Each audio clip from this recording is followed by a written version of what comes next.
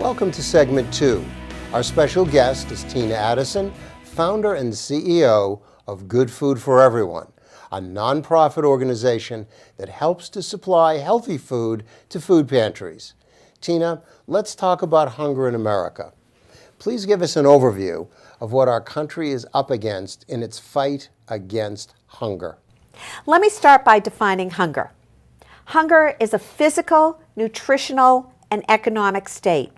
Simply put, hunger hurts your body, your mind, and your pocketbook. The United States population is approximately 312 million people. According to USAID Today, 50 million people in our country are living in hunger. Of those hungry, 34% are children, 60% are adults, and 6% are our seniors. Rob, the bottom line is that we have 1 in 6 Americans who are living with hunger. This is so frightening. Of those 50 million in America, USAID Today states that 37 million, that's 74% of the hungry, utilize food pantries. In America, our government spends 43 cents of every dollar on health care. This is a huge amount of money, and it overburdens the United States financial system. Under the health care umbrella, these food pantries are helping to alleviate hunger, yet not always providing the most nutritious food choices. Better nutrition will result in better health, thereby lowering health care costs for all of us. That's encouraging. Would you give us a picture of what food pantries are really all about? Yeah. Rob, first let me make a distinction between food pantries and food banks.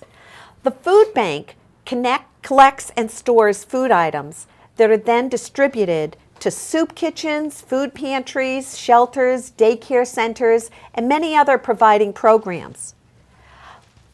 Let me make this simple. The food bank is the warehouse, while the pantry is where individuals go to get supplementary food for their homes. Now, there are basically 2 types of food pantries. One is where members must apply and identify their income in order to be eligible to receive food. These pantries do receive produce from their regional food bank. The second type of food pantry is the volunteer pantry. These are often much smaller in scope, and members are not required to identify their financial needs. So Tina, what's the connection between hunger and food pantries, and how does Good Food for Everyone help solve this? The food pantry is a supportive center for people in need to be able to supplement their weekly food supply.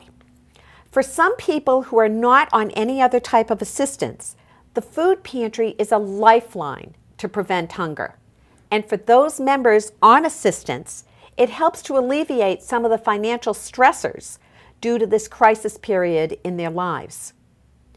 Good Food for Everyone wants to encourage and empower people in crisis, towns and communities across America to grow produce and distribute the crops to their local food pantries. This would make a huge dent in the economic and nutritional needs in our neighbors' lives. These food donations would assure healthy, nutritious food on the tables of the hungry in our country. Not only in this country, but also worldwide, the current situation economically is tenuous at best. Most people's incomes is spent on housing, health care, and food. This economic downturn will continue to impact our already existing problem of hunger. Big problem.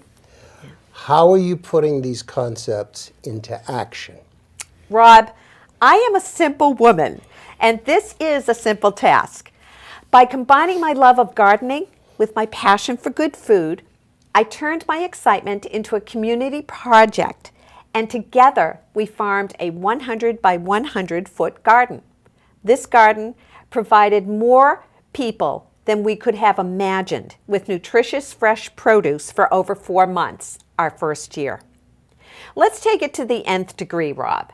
Just imagine if each of the 30,000 incorporated cities and towns in America had their own volunteer community garden, what an awesome difference we could make to alleviate the nutritional and financial stressors of our neighbors in crisis.